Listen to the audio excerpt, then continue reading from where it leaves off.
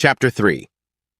And Solomon made affinity with Pharaoh, king of Egypt, and took Pharaoh's daughter, and brought her into the city of David, until he had made an end of building his own house, and the house of the Lord, and the wall of Jerusalem round about. Only the people sacrificed in high places, because there was no house built unto the name of the Lord, until those days. And Solomon loved the Lord, walking in the statutes of David his father. Only he sacrificed and burnt incense in high places.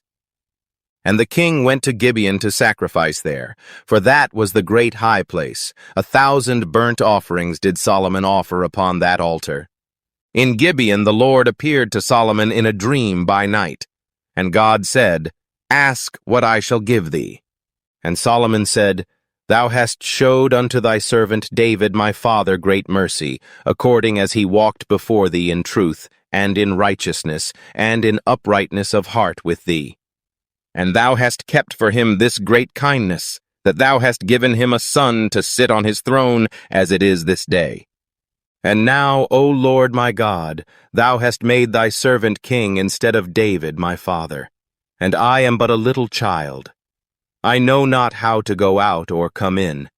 And thy servant is in the midst of thy people which thou hast chosen, a great people, that cannot be numbered nor counted for multitude.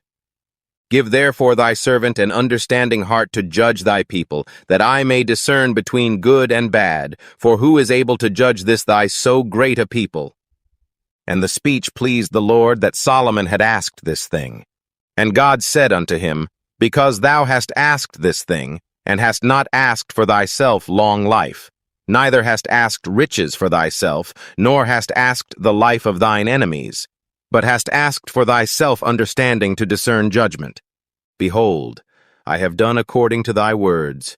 Lo, I have given thee a wise and an understanding heart, so that there was none like thee before thee, neither after thee shall any arise like unto thee.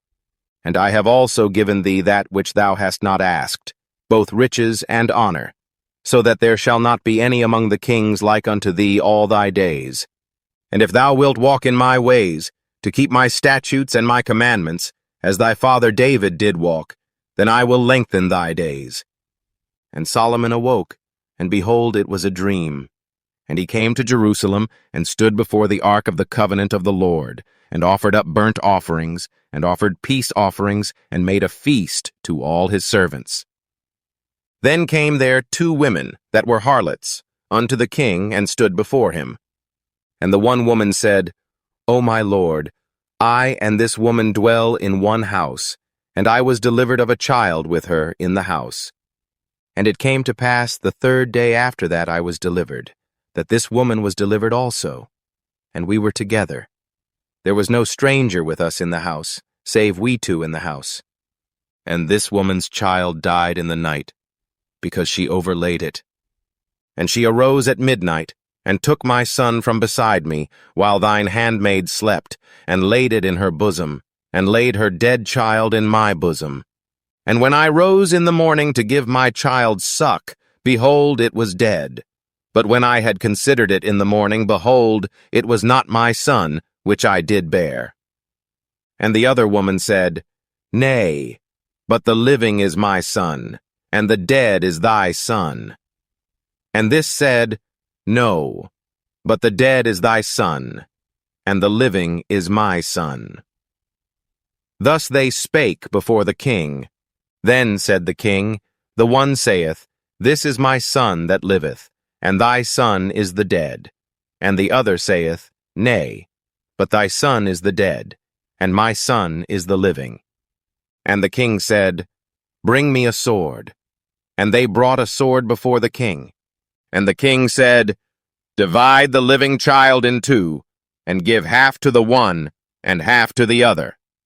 Then spake the woman whose the living child was unto the king, for her bowels yearned upon her son. And she said, O my lord, give her the living child, and in no wise slay it. But the other said, Let it be neither mine nor thine, but divide it. Then the king answered and said, Give her the living child, and in no wise slay it. she is the mother thereof. And all Israel heard of the judgment which the king had judged, and they feared the king, for they saw that the wisdom of God was in him to do judgment.